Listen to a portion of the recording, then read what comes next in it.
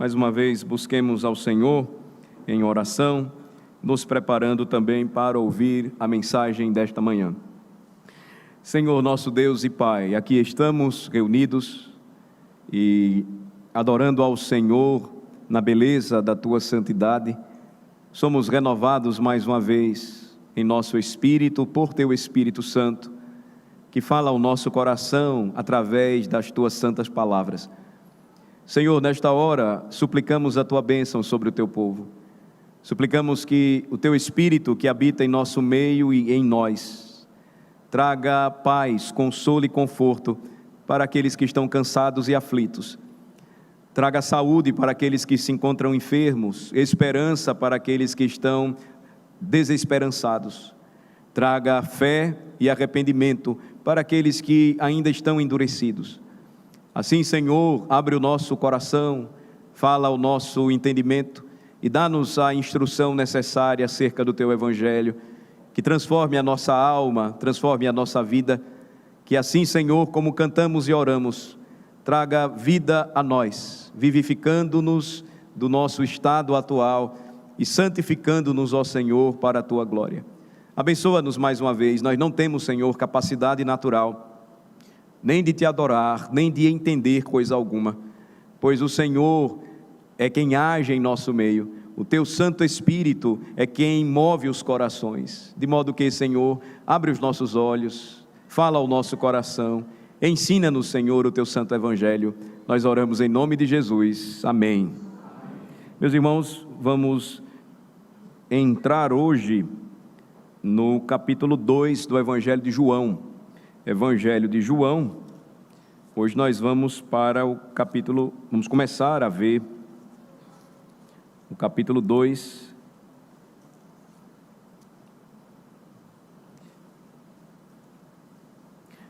os versículos de 1 a 11. João capítulo 2, versículos de 1 a 11.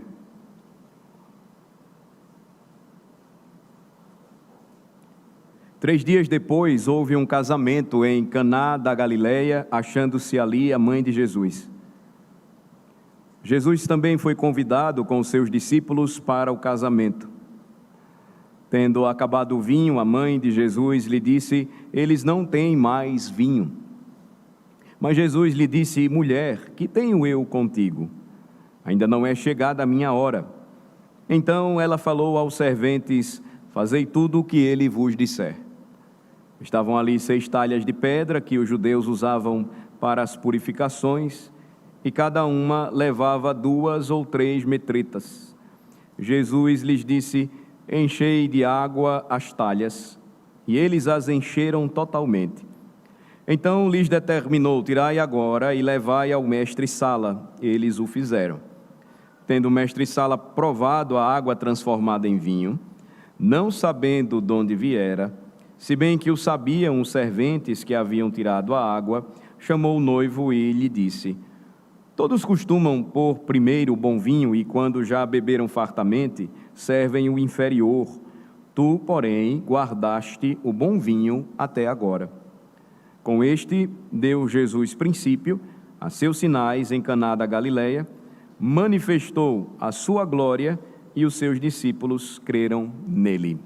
Até aqui a leitura da palavra do Senhor, que Ele aplique ao nosso coração. Amém. Nós temos aqui, irmãos, o relato do primeiro milagre de Jesus, e este milagre que foi realizado por ele, primeiramente, aconteceu em uma festa de casamento. Uma das grandes alegrias, um dos muitos benefícios de servir a Deus no ministério é realizar casamentos. Eu realizei até o momento 25 casamentos. 24 destes casamentos desta congregação, ou de membros desta congregação. Destes 25, infelizmente, apenas um tem passado por problemas, dificuldades, e ele está caminhando, tristemente, cada vez mais para o distanciamento dos cônjuges, para uma permanente separação.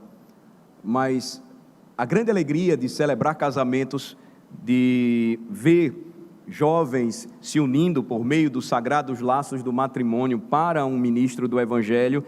É maravilhoso quando se percebe que estes casais então se unem, os anos passam, os filhos vêm e são batizados, depois crescem, professam a sua fé, e se o ministro viver um pouco mais, terá também a bênção de Deus de casar os filhos de seus filhos. Mas todo casamento gera expectativas, e na experiência ministerial nós sempre passamos por situações inusitadas, como por exemplo, algo que no passado era muito comum, o excessivo atraso da noiva. Isso irritava os convidados, chateava o pastor, que se fosse um sacerdote romano, provavelmente deixaria a igreja e não celebraria mais coisa alguma, mas os ministros sempre são muito mais pacientes, embora muitos não acreditem nisso. Mas o que tem acontecido hoje algo que tem se tornado muito mais normal, muito mais comum, embora não seja algo aceitável, é o atraso das testemunhas. Boa parte dos casamentos que tive o privilégio de celebrar foram atrasados por conta das testemunhas. Quando nós sempre estamos com os olhares voltados para os noivos, o noivo já está ali esperando, a noiva depois atrai todos os olhares dos convidados, o ministro que está à frente, agora as testemunhas gostam de chamar a atenção, então elas é que atrasam. Isso provoca também outros problemas para um casal organizado, e a maioria deles são, que preparam tudo corretamente, e no dia do casamento estas situações elas surgem. Mas existe um terceiro problema. O terceiro problema é, à medida em que a congregação cresce, os noivos ficam limitados quanto à celebração da continuação, a grande celebração do casamento, que é a festa. Se no pacto o grande momento do casamento são as núpcias, ou o momento da união sexual entre o casal, é o que sela o casamento, o grande momento da celebração do casamento é a festa. Infelizmente, isso tem trazido muitos transtornos para as congregações à medida em que crescem, porque os noivos não têm a condição de convidar a todos, o que seria o desejo da grande maioria, mas impossibilitados por conta das condições financeiras. Mas existe ainda um quarto elemento que, por vezes, traz alguma situação que não foi programada pelos noivos. É quando o tempo muda. Um dos últimos casamentos que celebrei, a festa estava toda arrumada, bela. Os noivos estavam muito bonitos. Os convidados estavam ali, os pais, as testemunhas. Mas, de repente, uma grande chuva caiu. E aparentemente mudou todo o curso da festa, só que não foi isso que ocorreu. Mas não era algo que os noivos programaram. Nenhuma noiva idealizaria, no dia de seu casamento, entrar debaixo de chuva, sob guarda-chuvas. Mas são situações, irmãos, que nós não conseguimos medir ou controlar, elas fogem do nosso poder de administrar, porque envolvem pessoas, envolve tempo, envolve atraso, envolve o clima. Nós não temos controle sobre todas essas circunstâncias. Foi justamente o que aconteceu aqui, quando Maria, mãe do nosso Senhor Jesus, disse para ele: eles não têm mais vinho. Vocês viram logo no início, no versículo de número 3, ela vai dizer isso para o Senhor. Nós podemos aqui enxergar a angústia nas palavras de Maria no versículo 3, quando o que era extremamente importante, lembrem-se, numa festa de casamento judaico, ou numa celebração, melhor falando, de casamento judaico, a festa com bastante vinho. E é curioso, e eu queria aqui chamar os irmãos a atenção, de início, nessa introdução, para algo que segue a apresentação que o apóstolo João fez de Jesus em seu evangelho. É bem diferente dos demais. Vocês estudaram comigo a introdução ao evangelho, chamado prólogo. Quem é Jesus? Jesus é apresentado como aquele que é visto como o verbo, o verbo que estava com Deus e que era Deus e que veio habitar entre os homens. Capítulo 1 diz que Jesus é aquele que criou o mundo por sua palavra, e sem ele o mundo não existiria. E o que é que acontece então na sequência? O capítulo 2 nos mostra que 3 dias se passam, Jesus já está com seus discípulos, os quais foram até ele, André, Filipe, João, Natanael, eles estão ali, você tem Pedro também, e uma festa de casamento seria o ponto importante de celebração da transição entre o ministério do último profeta João Batista e o ministério do nosso Redentor. Esse é um detalhe importante. O que está por trás da festa, do enredo da festa, deve nos chamar a atenção. Como se caracterizou o ministério de João? Por austeridade. João era extremamente austero. Como João se vestia? Com peles de animais, uma característica dos antigos profetas, se assemelhava a Elias ou a Eliseu, por exemplo. O que João comia? Gafanhoto e mel silvestre. Não era um banquete que nós daríamos numa festa de casamento. Imaginem você comer gafanhotos numa festa de casamento. Então, a mensagem do profeta João Batista era profundamente tocante, chamando os pecadores ao arrependimento e preparação para a chegada de Jesus. Então Jesus vem, Jesus começa o seu ministério, Jesus inicia o seu momento ideal, na plenitude dos tempos, ele aparece, ele se revela, e ele vai escolher justamente um momento mais marcante na vida do povo de Deus. Após a sua profissão de fé, o momento mais marcante para a vida do crente, do jovem ou da moça que teme ao Senhor, é essa grande festa de casamento. Onde é que eu quero chegar? João Batista teve um ministério marcantemente distinto, austero. Ele era muito duro em sua mensagem, não que Jesus não fosse, mas ele estava preparando o seu povo para um grande momento. Mateus capítulo 21 diz que, diferentemente de João, que não comia e nem bebia, o ministério de Jesus foi marcado por comida e bebida, ou seja, festa, alegria. Ele tinha acabado de chegar. A inauguração então de seu ministério não poderia acontecer em outro lugar, e o seu primeiro milagre não poderia ser diferente. Por vezes nós focamos muito na quantidade de talhas de pedra que são preenchidas de água, e Jesus as transforma em vinho, mas a grande mensagem é: tudo foi feito por intermédio dele, e sem ele nada do que foi feito se fez. Somente o Criador de tudo poderia restaurar a alegria de uma festa de casamento, não permitir que fosse um grande vexame, pois ele tinha poder sobre os elementos da criação. A grande mensagem é: o verbo que tem poder para transformar água em vinho, era o único que poderia transformar tristeza em alegria. Em lugar de pranto, colocar em seu povo vestes de louvor. Ao invés de espírito angustiado, espírito alegre, chamá-los carvalhos de justiça, plantados pelo Senhor para a sua glória. Uma festa de casamento, então, judaico, era regada ao vinho. O vinho era essencial, não para que os convidados bebessem em excesso. Essa é uma grande questão sempre lembrada na Escritura. A Escritura condena o excesso, condena a embriaguez, não o vinho como aquele que traz alegria ao coração do homem e sempre faz parte das celebrações festivas do povo de Deus.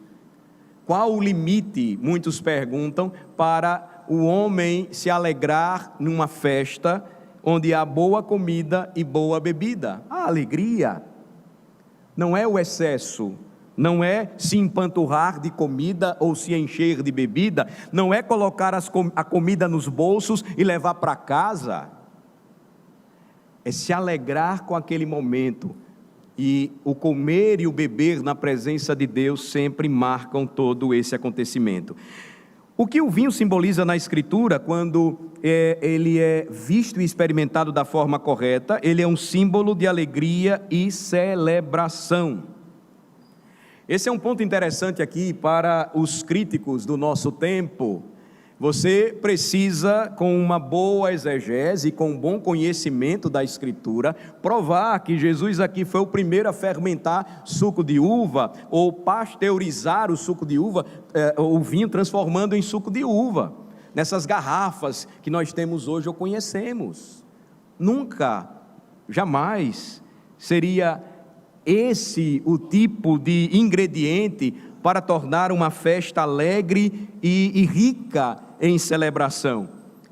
As festas, então, dos judeus, elas tinham uma importância muito grande, e a festa de casamento, ela tinha um destaque especial. Me permitam explicar para vocês aqui um pouco mais sobre essa festa. Por que ela era de tamanha importância? Porque ela ocorria em uma situação em que dois jovens que se uniam na comunidade, perante os juízes, perante os pais e perante o povo, perante o sacerdote, celebravam aquela união e eram tratados como se fossem reis. Os sonhos de infância de um casamento ideal, eles estavam ali. Imaginem, faltar vinho em uma festa seria algo terrível. Os noivos seriam tomados por um grande pesadelo. Então, quando Maria, mãe de Jesus, ela chega até ele e diz: eles não têm mais vinho, ela está falando de algo muito sério, que não podia faltar em uma festa. Este momento então aqui, do Evangelho de João, capítulo 2, irmãos, traz para nós o cenário maravilhoso do primeiro milagre do nosso Senhor, cheio de significado espiritual. Vejam o versículo 11 mais uma vez. Foi com este milagre que o Senhor iniciou os seus outros milagres. Com este, versículo 11, deu Jesus princípio a seus sinais em Caná da Galileia, a seus sinais milagrosos. Então, há uma ideia de um milagre aqui, transmitindo um ensinamento muito mais profundo. Há uma lição aqui preciosa, que não nos permite ver a Cristo apenas mostrando sua glória e seu poder em transformar os elementos da água em vinho, mas a maior lição era aquela que mostraria para os seus discípulos, para a sua mãe, para os seus leitores futuros, o poder que Cristo tem para mudar uma vida.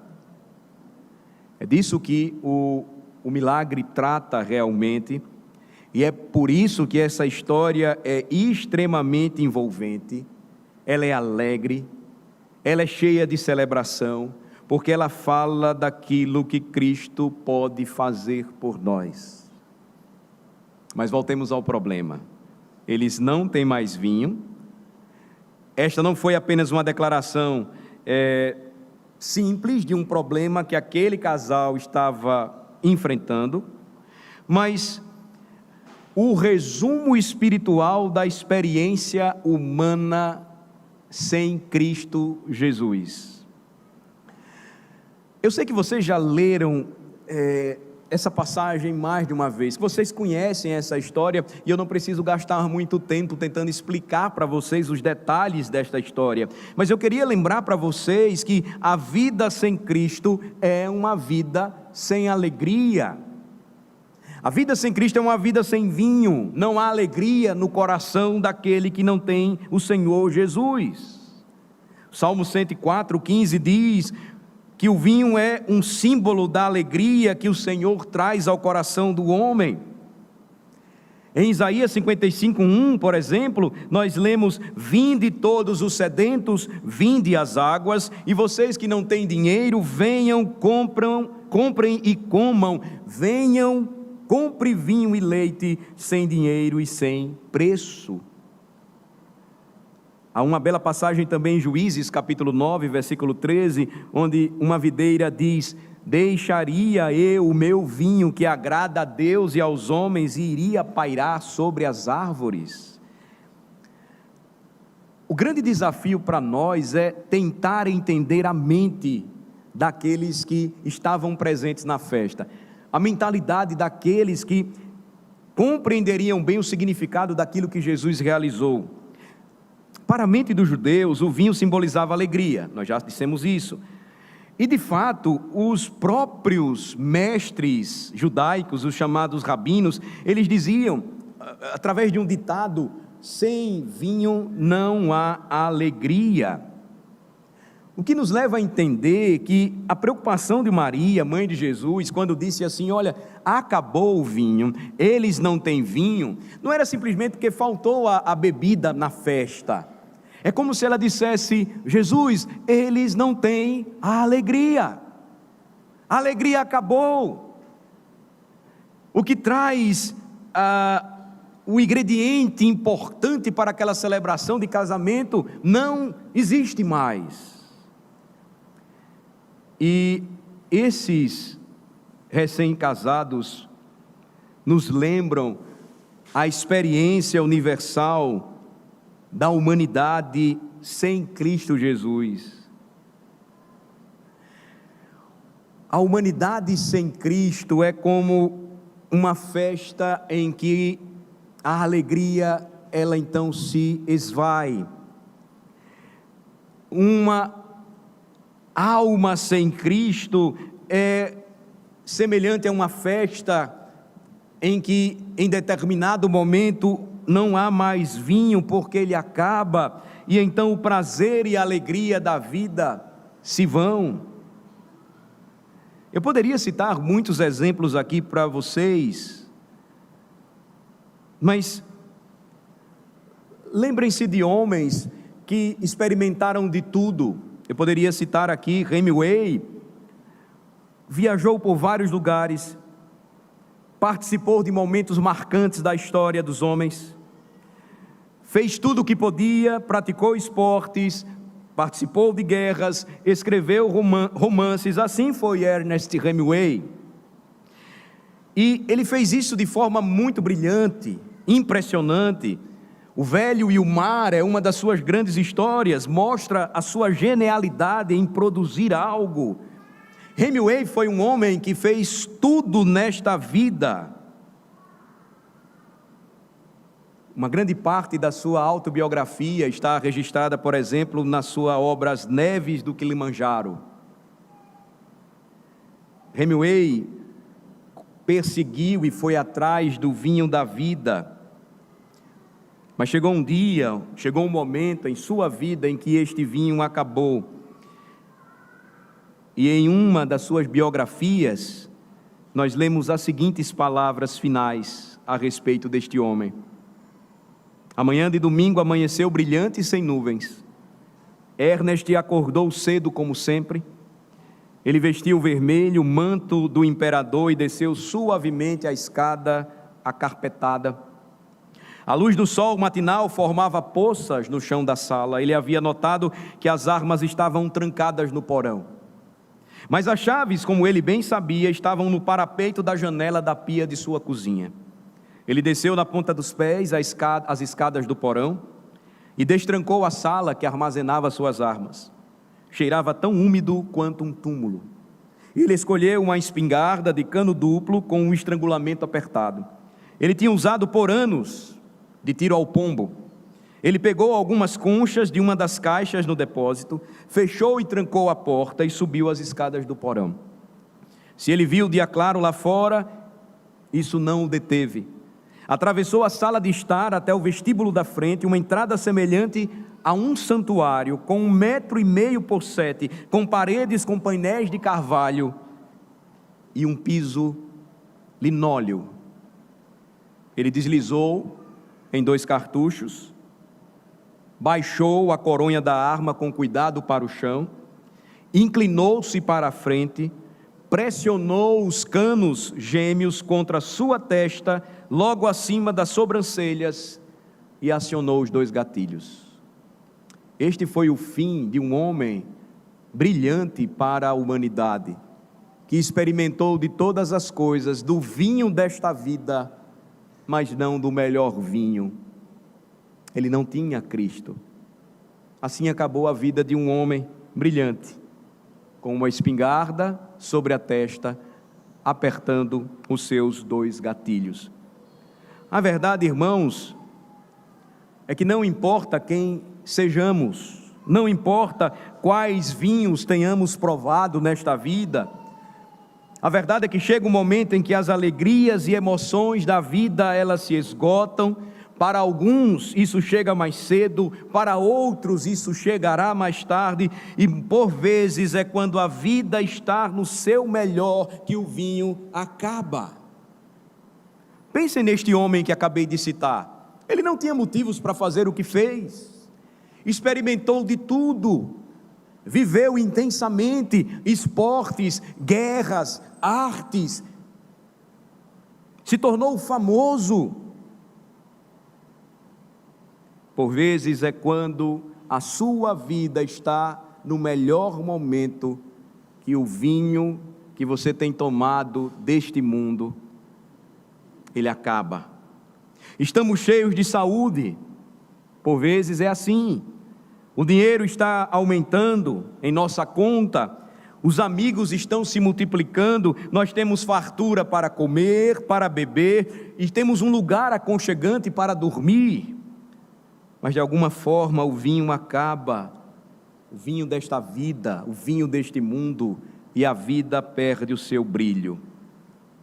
Pode acontecer na adolescência, nos anos de faculdade se torna epidêmico em nossa alma, é endêmico na meia-idade, e no final das contas pega a todos os homens.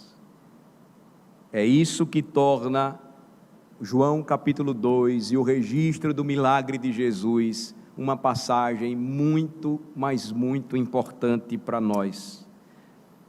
Pois cada um de nós descobrirá que, se as alegrias da vida são o nosso foco neste mundo, o fracasso será inevitável. Jovens, vocês ouvirão bastante isso. Aproveitem a vida só passa por você uma única vez. Obtenha tudo o que você puder, experimente de tudo o que você puder, viva a sua vida com gosto. Você precisa ouvir a mensagem desta manhã em João capítulo 2. Sem Cristo Jesus, o verdadeiro vinho de Deus que alegra a alma do homem, um dia tudo o que você busca e experimenta nesta terra irá acabar. Os homens lidam de formas diferentes, com situações diferentes, embora a maioria não tome uma medida tão extrema como Hemingway tomou. É impressionante ainda hoje o grande número de casos de suicídios em nosso pequeno estado. A quantidade de pessoas que tiraram as suas vidas durante os 2 últimos anos no mundo, e isso não para. Talvez você não chegue a esse ponto. Talvez você apenas cerre os seus punhos e decida seguir em frente com a vida. Talvez você se torne amargo e azedo durante a sua caminhada. Talvez você continue a lutar. Alguns desistem de toda a esperança. A verdade é, meus irmãos, que João 2 nos lembra: todos precisam da alegria de conhecer a Jesus Cristo. E aqui eu quero lembrar que não há nada errado em alegrar-se com aquilo que é bom. Veja, Jesus realiza o seu primeiro milagre em um momento em que a vida estava sendo celebrada. 2 jovens estavam se unindo em uma celebração de casamento. A grande questão é que, sem Cristo, experimentaremos de tudo neste mundo, mas chegará o momento em que nada mais irá trazer alegria para a nossa vida. Você pode passar a sua vida inteira trabalhando, ganhando muito dinheiro, realizando-se com o que você faz, levantando cedo todos os dias, sendo o melhor na sua função, único e aparentemente insubstituível. Basta você se aposentar. Sem Cristo você se deprime, sem Cristo você se angustia, sem Cristo você se tranca num quarto e não quer ver mais ninguém. E a resposta é: não há mais sentido para a minha vida, eu não sei mais o que fazer. Os vinhos do intelecto, por exemplo, são de certa forma muito mais duradouros, mas também trazem um defeito dentro de si mesmos. Vejam comigo Eclesiastes capítulo 1, versículos 16 a 18. Salomão fala sobre isso. O problema de se idolatrar também o intelecto. As atividades intelectuais podem ser uma faca de 2 gumes, podem trazer grandes alegrias, mas também podem trazer um fim precoce ao vinho desta vida. Eclesiastes capítulo 1, versículos 16 a 18. Disse comigo: eis que me engrandeci e sobrepujei em sabedoria a todos os que antes de mim existiram em Jerusalém. Foi a experiência de Salomão, o autor do Eclesiastes. Ele diz que sobrepujou em sabedoria a todos os que antes dele existiram em Jerusalém, e isso fez com que ele se tornasse grande.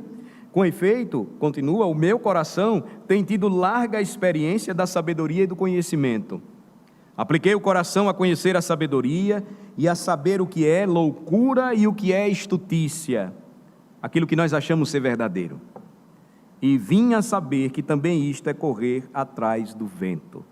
Porque na muita sabedoria há muito enfado, e quem aumenta a ciência, aumenta tristeza.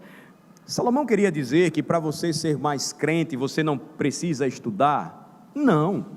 Que você não precisa buscar conhecimento? Também não. Que você não deve desejar ser sábio? Absolutamente. Ele está dizendo que se a nossa busca por estas coisas é o fim principal da nossa vida, se esgota, termina, se esvazia. As atividades intelectuais, então, também são uma faca de 2 gumes. Repito, podem trazer grandes alegrias, mas podem trazer um fim precoce ao vinho do intelecto. Os vinhos das sensações também se esgotam. Veja, até a famosa Disneylândia, ela pode envelhecer um dia. Experimente visitar muitas vezes um lugar maravilhoso, fantástico, como a Disneylândia. Apenas um exemplo. Você vai enjoar um dia, isso vai se tornar cansativo. Experimente viajar várias vezes para o mesmo lugar. Isso vai tornar cansativo para você a repetição. Experimente comer as mesmas comidas, os mesmos pratos. Experimente comer o mesmo tipo de comida os 365 dias do ano. Este é um enigma, irmãos, da nossa vida. Observem que aquilo que nós buscamos mais intensamente e achamos que é o sentido maior, comer, beber, conhecer, viajar, trabalhar, estas coisas, elas trazem enfado no fim de tudo. Pensem em outro axioma da vida: quanto maior o foco na sensualidade, maior a tendência ao tédio. Esse tem sido o testemunho de milhares e milhares de homens no decurso dos anos. E aqui quero chamar a atenção mais uma vez de vocês. É justamente isso que torna João capítulo 2 uma narrativa gloriosa. porque em Cristo nós nunca nos cansamos, em Cristo nós nunca nos enfadamos, com as provisões que Ele nos dá, com os meios de graça que Ele nos comunica, nós nunca nos tornamos cansados. A solução então vem, observem novamente para João capítulo 2, nos versículos 3 e 5, quando o vinho acaba, e Maria, mãe de Jesus, diz a ele: eles não têm mais vinho. Jesus então responde para ela: mulher, que tenho eu contigo? Está aí no versículo de número 4. Ainda não é chegada a minha hora. E sua mãe então diz aos servos, no versículo 5, fazei tudo o que ele vos disser. A nossa tradução pode trazer uma ideia de que Jesus foi áspero com a sua mãe, mas o termo que ele usou era um termo extremamente respeitoso, semelhante a madame ou senhora. O que ele responde depois é que dá uma ideia de peso. Maria sabia quem ele era, o que ele poderia fazer, e ele disse: só eu sei qual é o momento em fazer isso, ou que devo fazer isso. Mas imediatamente observem que ele positivamente decide agir, de modo que sua mãe diz: façam tudo o que ele disser para vocês. Jesus não desrespeitou a sua mãe, como muitos acreditam. Quando ele estava na cruz, ele usou o mesmo termo, falando para o autor deste evangelho e dizendo: eis a tua mãe, eis o teu filho, ou seja, cuide dela como a sua mãe, João, meu discípulo amado. Ele não desrespeitou a sua mãe, mas ele agora estava prestes a fazer um milagre extraordinário. Ele vai pegar o equivalente a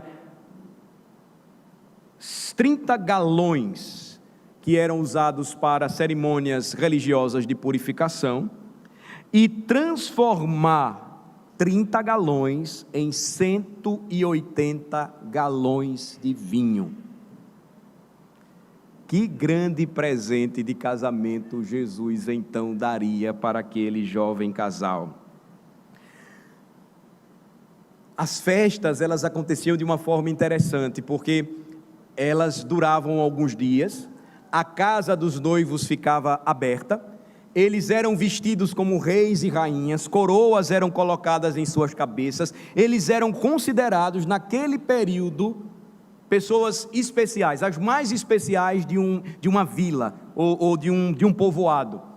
As pessoas iam até lá prestar reverência, respeito. Era o momento mais especial para um jovem casal depois de se decidir pelo Senhor Deus. Não poderia faltar o melhor na festa. Jesus então vai proporcionar um grande e maravilhoso presente. Veja, Jesus vai fazer aquilo que ninguém poderia fazer. Jesus vai transformar a água da purificação judaica no vinho da nova aliança. Ele vai tomar talhas de purificação, conforme o versículo de número 6, e essas urnas de pedra ele vai utilizar para então realizar um milagre maravilhoso. Aqui, irmãos, eu lembro novamente o que Jesus estava querendo ensinar. Ele estava trazendo alegria à vida, e a alegria que ele dá é abundante e transbordante. É por isso que o melhor estava por vir e viria por último. Quando o provador ele se apresenta, vejam o versículo de número 9, ele vai dizer assim, que ele prova, ele observa o que estava ali, versículo 9, e no versículo 10 ele diz: todos costumam pôr primeiro o bom vinho, porque depois, quando os convidados já estão bem satisfeitos e alegres, eles não vão conseguir mais diferenciar o bom vinho do vinho de qualidade inferior.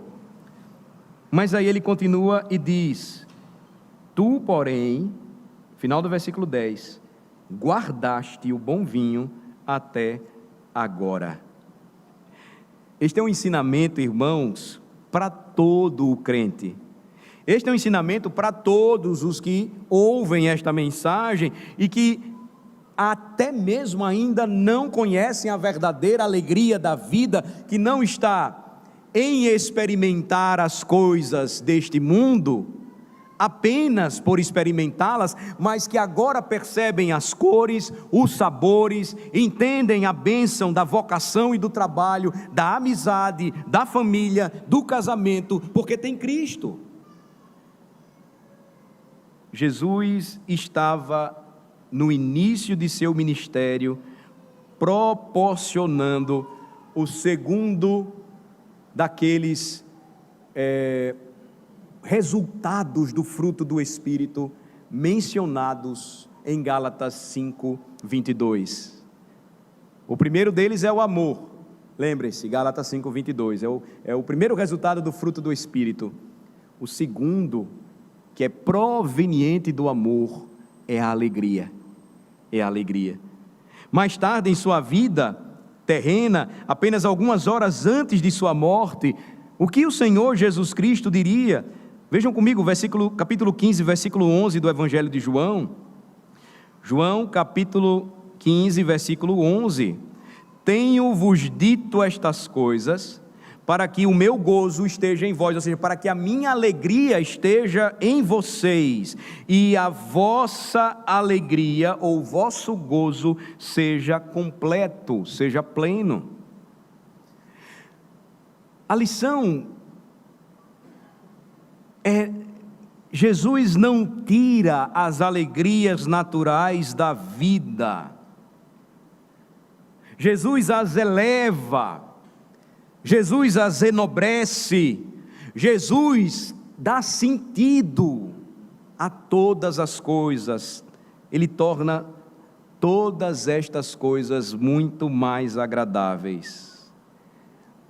Por isso, eu tenho me esforçado para mostrar para vocês o quadro mais amplo aqui desta história.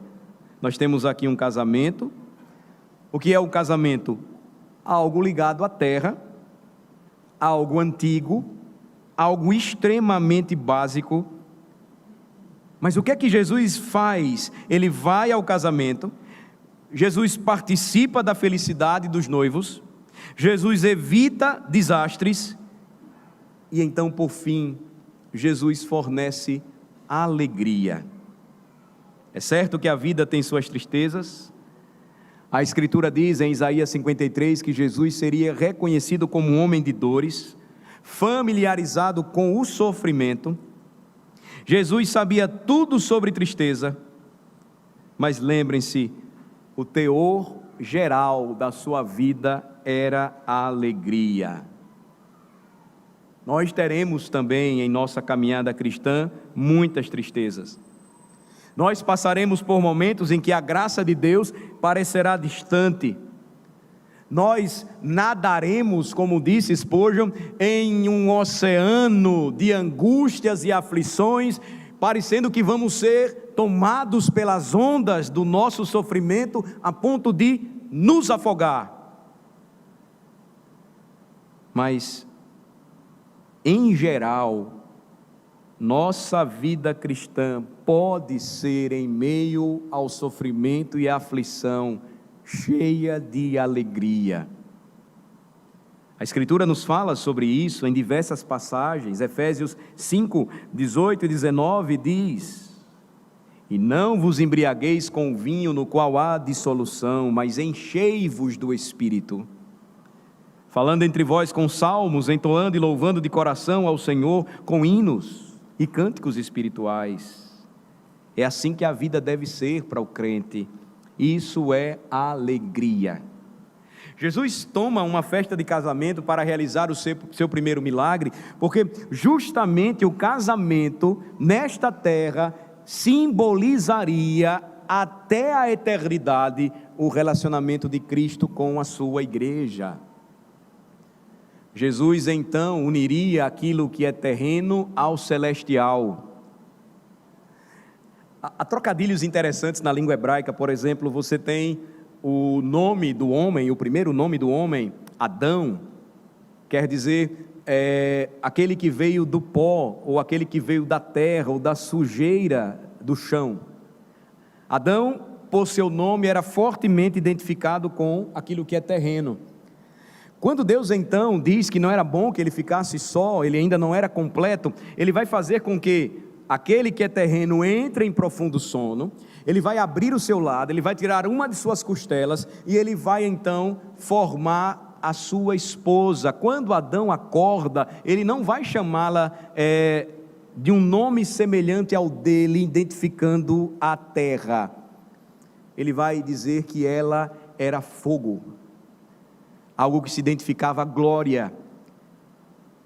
É de onde vem a raiz do nome mulher, ou a palavra na língua hebraica, Ishá. O homem então daria o seu nome, agora identificando-se um ao outro. Adão, que era o homem, daria o seu nome, ou a continuação do seu nome à mulher. O varão agora chamaria sua mulher de varoa. Que grande imagem então estaria presente na celebração de cada festa de casamento: o terreno sendo ligado ao celestial, o céu sendo ligado à terra, a sujeira sendo ligada ao fogo e à glória que purifica todas as coisas. Jesus então celebraria a alegria de seu ministério, justamente realizando o primeiro milagre e provocando uma grande e perpétua alegria naquela festa de casamento, quando ele não permite que ali dominasse a tristeza. Isso é alegria, meus amados irmãos, é assim que a vida deve ser. O apóstolo aqui implica que a vida melhora à medida que avança. Veja que no versículo 10 lá de João capítulo 2, eu já li para vocês, o mestre do banquete, ele faz uma declaração, ela é até interessantemente brincalhona. Ele diz: todos costumam pôr primeiro o bom vinho, e quando já beberam fartamente, servem o inferior. Tu, porém, guardaste o bom vinho até agora. Ele sabia que até mesmo os melhores vinhos desta vida, eles têm a tendência, com o passar dos anos, a perder seu brilho. Isso não acontece com o vinho que Cristo dá. Isso não acontece com a alegria que nós encontramos em Cristo. Isso aumenta à medida que a vida avança. Veja, cada crente pode descobrir em sua caminhada cristã como esta passagem é tão verdadeira para a sua alma. Lembre-se, o que Jesus está servindo para nós agora, o que vem da sua mesa, as iguarias, o bom vinho que nos traz alegria, a alegria da salvação. Se nós temos experimentado isso em nossa carreira, não é semelhante àquilo que nós recebemos em nossos primeiros dias, quando nos decidimos por Ele. Jesus sempre está nos dando algo melhor. Jesus sempre estará refinando o nosso gosto. Esta é uma promessa que Ele veio cumprir para o nosso crescimento. Ela é experimental até mesmo para os mais velhos. Quando as forças se esvaem, quando os cabelos embranquecem, quando os dentes perdem a sua força, quando a saúde se limita. Salmo 92, versículos 12 a 14, o justo florescerá como a palmeira, o justo crescerá como o cedro no Líbano, plantados na casa do Senhor, florescerão nos átrios do nosso Deus. Na velhice, serão cheios de seiva e de verdor. Na velhice, darão ainda frutos. A vida com Cristo, ela nunca será sem alegria. Nunca será vivida sem a alegria do bom vinho da salvação que Ele nos dá. Notem o que o salmista diz neste canto que era entoado no dia do Senhor. Ele diz que o florescimento do justo, o seu crescimento se dá quando ele tem consciência de que está plantado na casa de Deus. Aqui nós temos o jardim de Deus. Aqui nós temos aqueles que foram salvos pela graça de Jesus. Aqui nós nos conhecemos. Aqui nós podemos dizer que conhecemos alguém assim, semelhante ao Salmo 92, alguém que com o passar da vida tornou-se mais alegre, mais vigoroso, mais cheio de gratidão ao Senhor.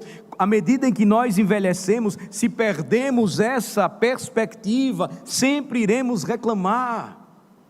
Se a nossa busca nesta vida é pelo vinho deste mundo, nós vamos cansar, nada irá bem. Mas se nós estamos cheios do vinho de Cristo, então a nossa visão, ela sempre se tornará positiva acerca de todas as coisas.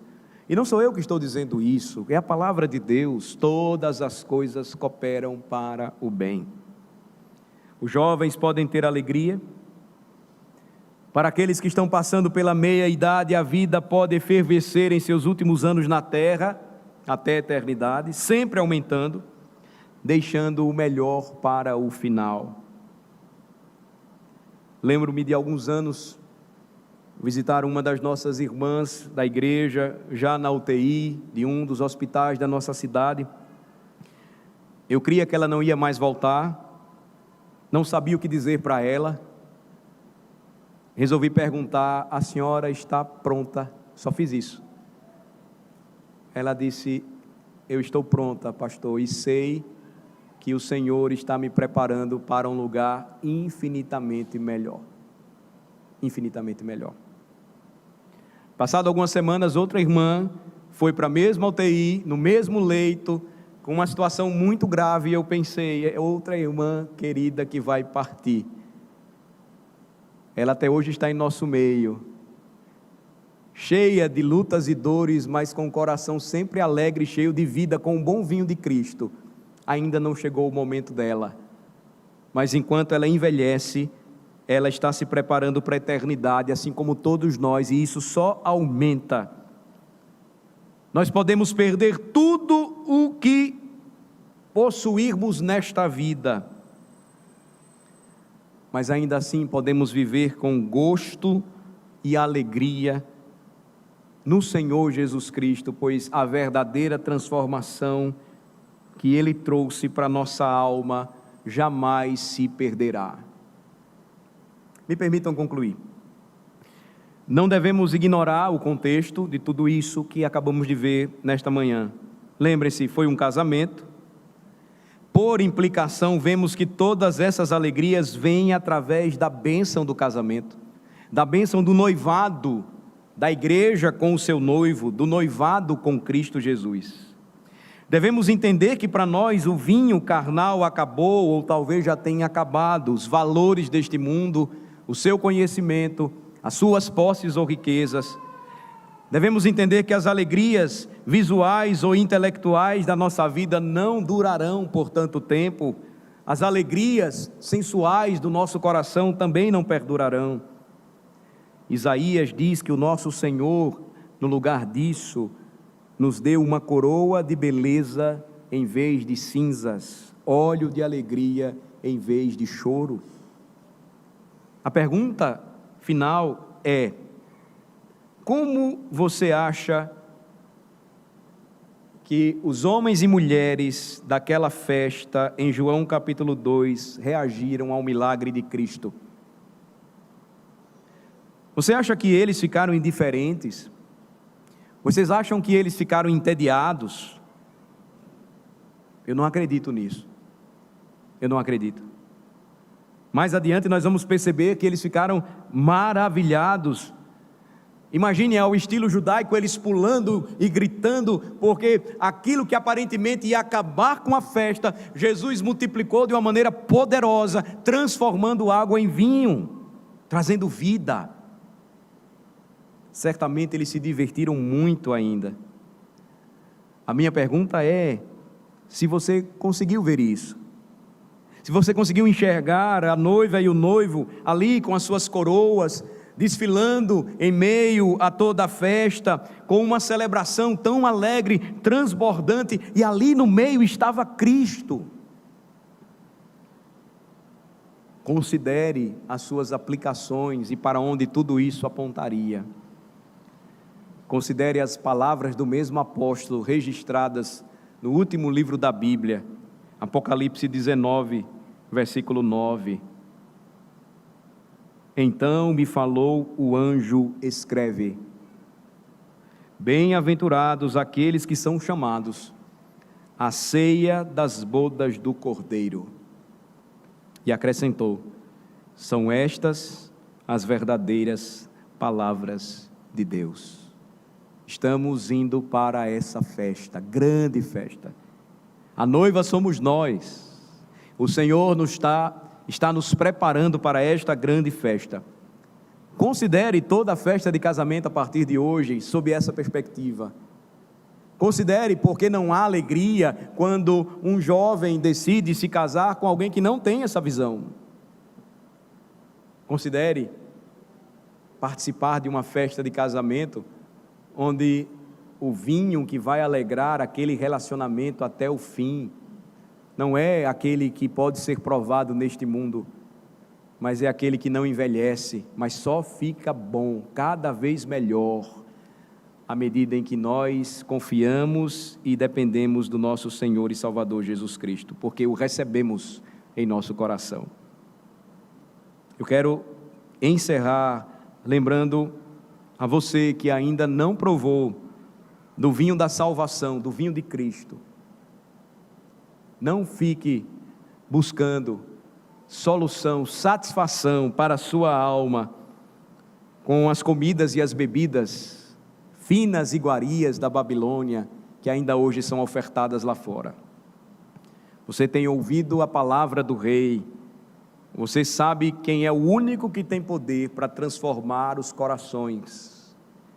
É aquele que teve poder para transformar a aparente tristeza de uma festa de casamento em uma perene alegria. E Ele fará isso para todo sempre. Vamos orar. Nosso Deus e Pai, abençoa-nos e ajuda-nos a guardar em nosso coração a Tua palavra. Restitui-nos, ó Senhor, a alegria da Tua salvação, como orou o salmista. Se estamos esgotados, tristes e cansados do vinho deste mundo, enche-nos da alegria do Teu Santo Espírito. Dá-nos sempre a beber deste vinho da nova aliança. Ele é dado pelo próprio Redentor, o nosso Senhor, aquele que um dia transformou água em vinho. Traria alegria a todo aquele que tivesse o seu coração transformado e bebesse da verdadeira comida, comesse da verdadeira comida, bebesse da verdadeira bebida que só Ele pode dar. Que o Teu povo, ó Senhor, em meio ao sofrimento e aflição, nunca perca a sua alegria, lembrando que a alegria do Senhor é a nossa força.